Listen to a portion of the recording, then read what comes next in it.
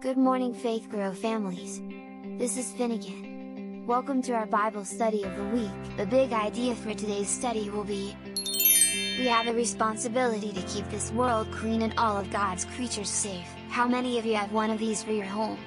How old were you when your parents gave you one? Why did your parents decide you needed a key? What rules did your parents give you when they gave you a key? There's a great deal of freedom that comes with having that key, isn't there? You can get into the house without the help of your parents. But there's also responsibility that comes with having a key. When you leave the house, what do you have to do? You have to lock up. You have an obligation and a responsibility to keep the house safe. Can you loan your key out to a friend?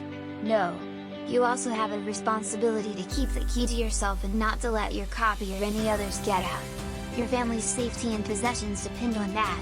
Way back in Genesis, God gave Adam and Eve the keys not only to their home, but also to the whole world. God placed them in charge of the animals and the plants that He made to fill the world. He gave them these things for their pleasure and enjoyment, but He also gave them the responsibility to keep them safe and to protect them. When you look at the pollution, the litter, and the harm that has come to the planet, it's pretty clear we haven't lived up to the responsibility. That's not to mention all the endangered and extinct animals whose very existence depended on our care. God gave us this world to enjoy. He gave us food to eat and beautiful sights to take in, from waterfalls and mountains to the turning leaves of autumn. But we can't take these gifts for granted. We have a responsibility to keep our world clean and keep all God's creatures safe. Now let's begin our Faith Grow study lesson question and answer session. Our first question is, what objects are involved in our lesson? You may pause here and answer the question. Our second question in our Faith Grow question and answer session is there a Bible verse or verses tied to this lesson? If so, what is it? You may pause to answer the question.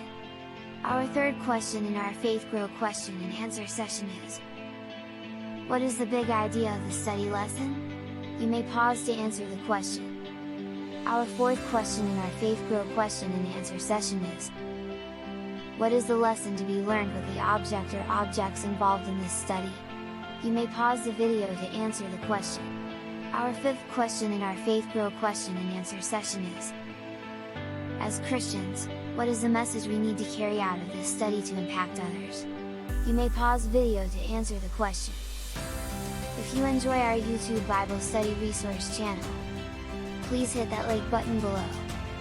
And also share and subscribe to our channel for more great content to come every week. Thanks so much for faith growing here with us at Faith Grow.